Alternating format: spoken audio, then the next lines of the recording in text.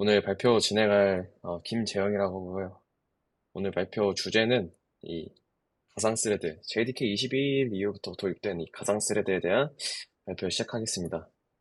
먼저 목차는 이 버추얼 스레드가 뭔지 먼저 설명드리고 기존 차이점, 어떻게 구현되어 있나 같은 목차로 발표 진행하겠습니다. 네, 일단 이 버추얼 스레드란 무엇일까요? 이 버추얼 스레드는 JDK 21 이후에 이 자바에 새롭게 도입된 기능인데 기존 자바 스레드와 같은 경우에는 이 커널 스레드, 커널 레벨 스레드와 1대1 대응이 되어서 실제로 거의 커널 스레드와 비슷하게 작동을 하는 스레드였습니다. 하지만 이 버추얼 스레드는 이 JVM이 직접 이 스레드의 생성과 사용, 관리에 대해서 전적으로 이제 관리 권한을 가지고 있는 이런 유저 레벨 스레드입니다. 일단 먼저 간단하게 알아볼 수 있도록 기존 스레드와의 차이점을 제가 먼저 비교를 해보았는데요. 기존 자바 스레드는 기존 자바 스레드는 플랫폼 스레드라고 합니다. 앞서 말씀드렸듯이 커널 수준 스레드와 1대1 매핑이 되고요. 이 스레드 스케줄링이 이 JVM이 관리하는 것이 아닌 이 운영체제가 직접 스레드 스케줄링을 진행합니다. 따라서 OS의 CPU 성능에 따라서 정해진 코어 개수만큼 스레드가 생성이 가능했고, 이 오버헤드가 굉장히 큽니다. 이 CPU가 직접 컨텍스트 스위칭을 진행하기 때문에 오버헤드가 굉장히 크고요. 이에 반해서 새롭게 나온 이 가상 스레드는 이 플랫폼 스레드를 사용을 하긴 하지만 해당 플랫폼 스레드를 캐리어 스레드라는 이름으로 만들어 두어서 이 JVM이 직접 이 가상 스레드의 생성과 관리를 이제 전적으로 관리하고 있습니다. 일단 가장 큰 차이점은 이 스택 사이즈가 굉장히 작습니다. 기존 플랫폼 스레드 같은 경우는 1메가, 2메가 정도 됐다면 이 가상 스레드는 이보다 훨씬 더 작게 사용 용량에 따라서 변화하지만 대략 2KB 정도밖에 되지 않습니다. 그래서 만개 기준으로 이 플랫폼 스레드는 14.3GB의 메모리를 사용하고 있고 이 버추얼 스레드는 이에 반해서 약 4메가밖에 사용하지 않는 것을 확인할 수 있었습니다. 그리고 이 OS 스레드 제한이랑 전혀 상관이 없게 생성을 할 수 있습니다. 왜냐하면 JVM이 이 스레드 관리를 맡고 있기 때문에 얼마든지 많이 만들 수 있습니다. 다만 이제 일반적으로 이 가상 스레드를 처음에 개발된 이 목적은 100만 개 정도의 스레드를 목적으로 개발되었다고 합니다. 실제로 이 스레드 내부 코드들을 좀 가져와 봤는데요. JDK21 이전에는 이 언파크와 파크라는 이 메소드에서 이 이제 버추얼이라는 이런 내용이 없었습니다. 이 파크와 언파크는 실제로 이 스레드가 락을 잡거나 하는 등의 그런 부분을 도와주는 이 락 서포트라는 자바 코드에서 이제 지원을 해주는 내용인데, 이처럼 기존 스레드와 정확히 호환이 되지만 이 버추얼 스레드일 경우에는 이 버추얼 스레드만의 이 파킹과 언파크 형식을 호출하고 있는 것을 볼 수 있습니다. 그리고 이 버추얼 스레드 점 자바에 있는 이 캐리어 스레드 부분을 보시면 실제로 이 기존 스레드를 사용하고 있지만 캐리어 스레드라는 이름으로 이 버추얼 스레드를 생성과 관리를 맡아주고 있는 것을 볼 수 있습니다. 그래서 가상 스레드의 장점은 일단 비용이 굉장히 저렴합니다. 컨텍스트 스위칭을 유저 레벨 스레드에서 수행하기 때문에 OS의 시스템 콜을 받지 않아도 되기 때문에 이 블러킹이 실제로 일어나지 않게 됩니다. 그래서 OS 스레드 개수 제한에 영향을 받지 않기 때문에 앞서 말씀드렸듯이 100만 개 정도를 한 번에 만들 수 있고요. 역시 더 많은 스레드를 만들 수 있다 보니 더 많은 처리량을 수행할 수 있습니다. 하지만 이렇게 굉장히 장점만 먼저 나열을 드렸는데 아직 완벽하지 않은 부분들이 있습니다. 이 CPU 바운드 작업이라고 하는데요. 저희가 일반적으로 이 코드를 작성할 때 어떠한 이 연산, 예를 들어서 인트의 덧셈 연산이나 그런 직접적으로 CPU를 사용하는 작업에서는 이 컨텍스트 스위칭이 일어나지 않게 됩니다. 그렇게 되면 사실 이 빠른 컨텍스트 스위칭이 가상 스레드의 장점인데 이 컨텍스트 스위칭이 발생하지 않는 작업에 대해서는 결국 이 가상 스레드의 장점이 희석되기 때문에 해당 스레드를 만들고 관리하는 데 더 많은 비용이 손해를 보게 됩니다. 따라서 이런 CPU 바운드 작업이 주된 내용에서는 굳이 가상 스레드를 사용하지 않는 게 좋습니다.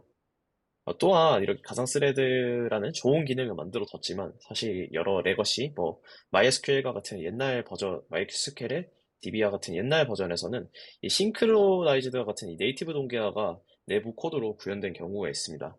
이렇게 할 경우 저희가 앞서 본 이 파크 언팍 같은 이 버추얼 스레드만의 파킹 방식이 적용이 불가능하게 됩니다. 그래서 최근에 많은 그런 미들웨어들이 레인트랙 락으로 이제 이미그레이션을 하고 있는 상태이지만 해당 부분이 이제 업데이트 되지 않은 미들웨어에서 가상 스레드를 사용할 경우에는 이 성능 저하가 발생할 수 있습니다. 네, 이렇게 간단하게 가상 스레드의 장단점과 이렇게 사용 어떻게 구현되는지 설명을 드렸고 혹시 질문 있으시면 질문 받고 발표 마치도록 하겠습니다.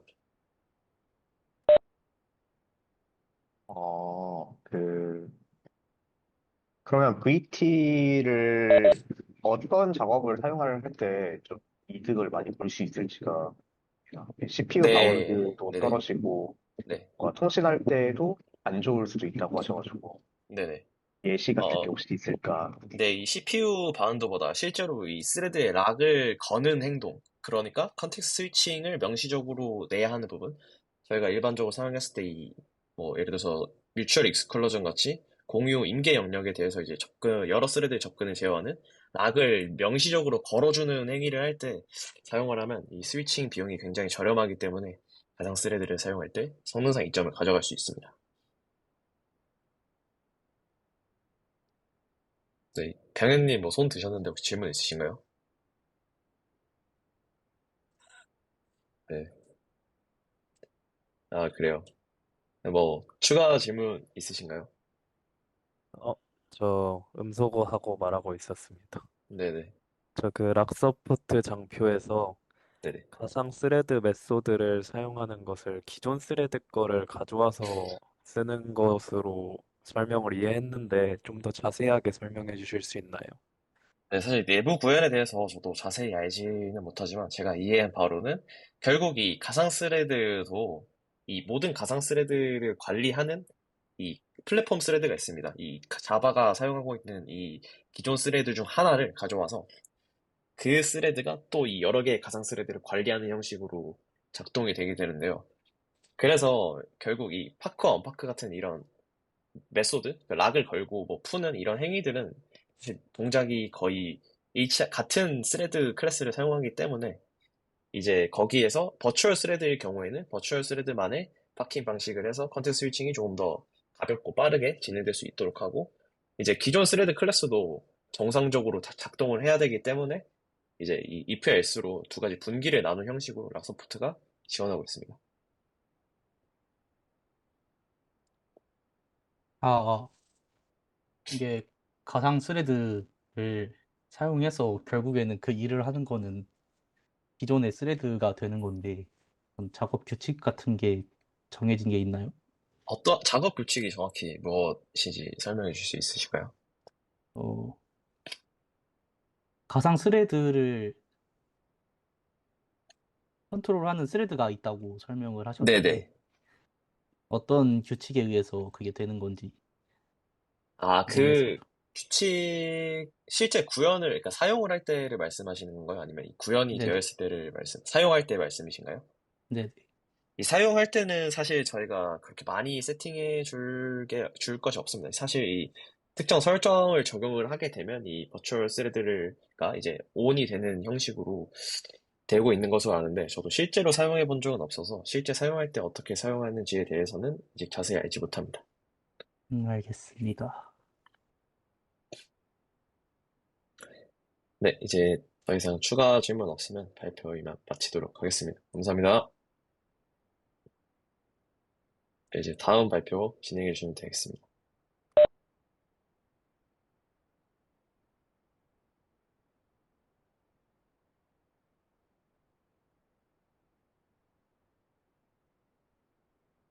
아, 보이시나요? 네, 네. 캐시와 캐시 전략에 대해서 발표를 맡게 된 이민호입니다. 먼저 이 주제를 고르게 된 계기는 책을 읽다가 보니까 캐싱 전략 중 하나인 리드스루에 관해서 나오고 그거에 관해서 추가적인 정보를 어떤 링크를 주면서 확인을 해보라고 적혀 있기 때문에 그래서 그 링크를 타고 들어가서 그런 캐시 전략이 어떤 것들이 있는지 어떻게 사용해야 되는지를 좀 조사를 해보고자 주제를 선정했고요. 그냥 캐시가 어떤 건지에 대한 간략한 설명과 여러 가지 캐시 전략들을 좀 조사를 해서 그걸 이용한 조합들을 좀 고민을 해보는 시간이 됐으면 좋겠습니다.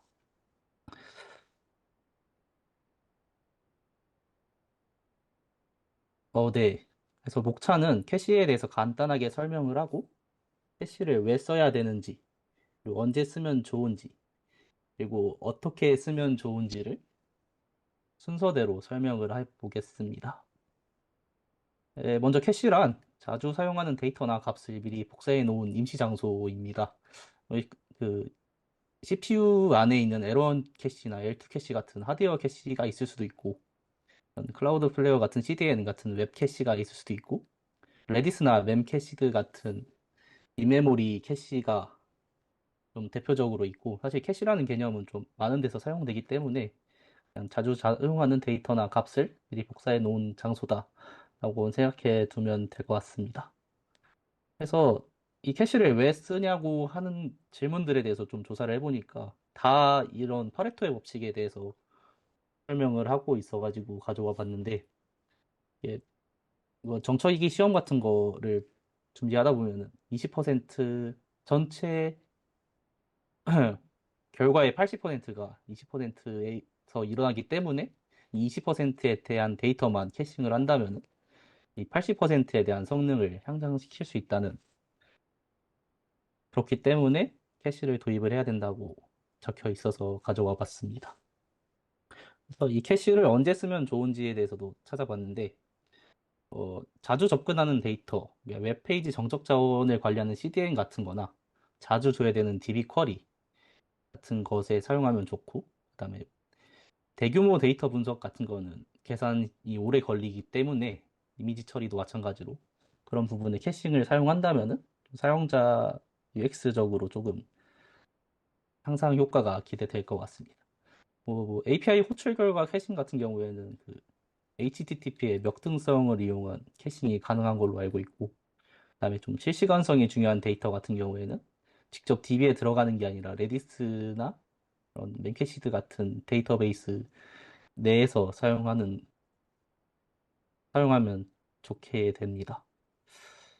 근데 이제 본격적으로 제가 주제한 그 캐싱 전략에 대해서 설명을 해 드릴 건데, 캐싱 전략이 크게 두 가지로 나눠져 있습니다. 일단 읽기 전략과 쓰기 전략인데, 이 읽기 전략이랑 쓰기 전략을 조합해서 사용한다고 생각하면 될 것 같습니다. 그래서 읽기 전략부터 설명을 해보자면은, 루거사이드라는 전략이 있습니다. 사용자가 리퀘스트를 서버에 보내면은 먼저 캐시에 들렀다가 캐시에서 히트를 하면은 캐시에 있는 데이터를 사용자에게 제공을 하고, 근데 캐시 미스가 나면은 데이터베이스에서 읽어서 다시 레디스에 사용자에게 반환을 하고 레디스에 저장하는 방식의 루거 사이드 방식입니다.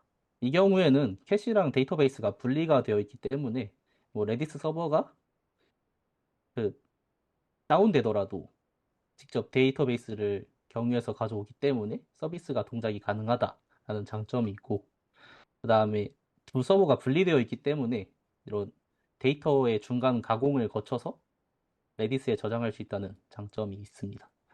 하지만 이게 서버가 분리되어 있기 때문에 데이터의 일관성이 깨질 수 있다는 단점이 있습니다. 읽기 전략 두 번째는 리드스루라는 전략인데, 이게 책에서 나온 전략이었습니다. 리드스루 같은 경우에는 데이터를 읽는 작업을 레디스 하나에서만 관리를 하기 때문에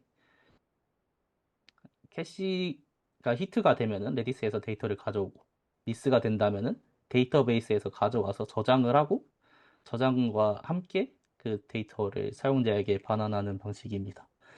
데이터의 일관성을 유지한다는 장점이 있지만 캐시 서버가 중간에 다운되면은 서비스가 동작하지 않는다는 단점이 있고, 그다음에 데이터베이스의 그 데이터 원본 자체를 그대로 복사해서 저장하기 때문에 메모리 낭비가 조금 있다고 합니다. 다음은 쓰기 전략입니다. 쓰기 전략 같은 경우에는 라이트백을 먼저 설명드리자면은, 쓰기가 많이 일어나는 연산 같은 경우에는 레디스에 저장을 꾸준히 하다가 스케줄링을 통해서 그 저장된 값을 DB에 저장하는 방식이 있습니다. 쓰기 연산이 쿼리 비용이 많이 들기 때문에 이런 부하를 감소시키는 장점이 있고, 그다음에 데이터 정합성을 확보할 수 있다는 실시간 데이터를 확보할 수 있는 그런 장점이 있습니다. 뭐 데이터베이스 없이도 서비스가 동작하기 때문에 그런 점도 장점이 있지만 캐시 서버가 소실되는 경우에는 데이터가 날아갈 수도 있기 때문에 주의를 해줘야 됩니다. 네.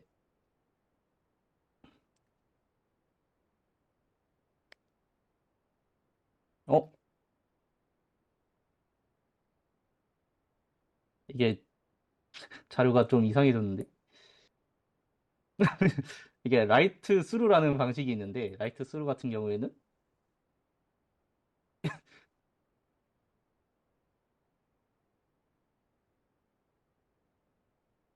이거랑 같은 구조인데 데이터를 저장할 때 레디스에 저장하고 데이터베이스에도 저장을 같이 하는 방식을 사용합니다. 이 페이지 어디 갔지? 그래서 모든 데이터를 저장할 수 있다는 장점이 있고 데이터 정합성 확보에도 장점이 있지만 속도가 느리다는 단점이 있습니다. 라이트 어라운드라는 특기 전략이 있는데 이 경우에는 이제 데이터베이스에 저장을 하고 이제 레디스에 저장하는 작업은 읽기에서 캐시 미스가 발생했을 때만 하기 때문에 그 앞서 말씀 루거사이드 전략처럼 데이터 정확성이 보장이 안 된다는 단점이 있지만 속도가 빠르다는 장점이 있습니다. 그래서 이제 세 가지의 라이트 전략과 두 가지의 리드 전략을 합쳐서 리드 라이트 전략을 세워서 캐시를 설계하면 좋을 것 같습니다. 제가 준비한 내용은 여기까지고요. 뭐 질문 있으신 분 있으면 받겠습니다. 네, 저 질문 있습니다. 네, 말씀해 어, 주세요. 여기서 나오는 것들이 항상 이 캐시 미스 상황에 대해서 이야기하고 있는데, 이 캐시 미스 상황이 이제 어떻게 이 레디스가 캐시 미스인 걸 인지하는지 좀 궁금해요. DB에서 그냥 데이터를 조회했을 때 없다는 게 이제 그냥 뭐 일반적으로 생각했을 때 셀렉트를 했을 때 뭐 리스폰스 결과값이 없다는 건지 어떤 식으로 이 캐시 미스가 동작하는지 궁금합니다. 네, 그 말 그대로 레디스 DB에 조회를 했을 때 그 값이 없으면은 미스가 났다고 표현을 합니다.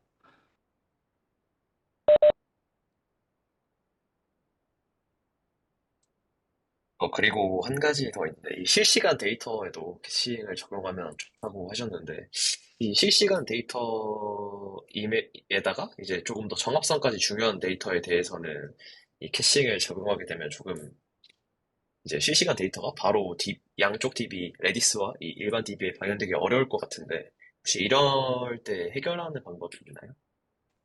일단 실시간성을 쓰려면은 레디스를 사용하는데 가장 베스트라고 생각을 하고, 레디스에는 사실 멤캐시드랑은 다르게 레디스에서 제공하는 그런 RDB를 저장하는 방법이 있습니다. 그 부분을 사용하는 걸로 알고 있습니다. 네, 감사합니다. 저 그 리드스루에서 말씀해주신 것 중에 캐시에 데이터베이스의 데이터가 그대로 저장되기 때문에 조금 메모리적으로 손해가 있다고 말씀을 주셨는데 그 부분 좀 더 자세하게 알려주실 만한 부분이 있을까요? 루거사이드랑 비교했을 때 메모리 누수가 있다라는 말이었는데, 루거사이드 전략 같은 경우에는 데이터베이스에서 조회를 한 값을 정제를 해서 캐시에 저장이 가능한데, 리드스루 같은 경우에는 레디스랑 데이터베이스랑을 아예 그냥 매퍼 느낌으로 연결하는 거라서 데이터베이스에 있는 자료 그대로 레디스에 저장하게 됩니다. 그래서 예를 들면은 리스폰스 DTO를 만들어서 리턴을 할 때 필요 없는 데이터들은 그 저장을 안 해도 되는데 그런 것까지 같이 저장된다는 말을 적고 싶었습니다. 네, 그러면 그 리드스루에서는 그 DTO의 모든 걸 저장하는데 로거 사이드에서는 조금 선별해서 저장을 할 수 있다는 것으로 이해해도 되나요? 네, 맞습니다. 네, 감사합니다. 네, 저희 회의가 40분까지만 진행이 가능해서 시간 관계상 여기서 종료하도록 하고, 추가적인 학습은 이제 이후에 좀 더 진행하도록 하겠습니다. 고생 많으셨습니다. 알겠습니다.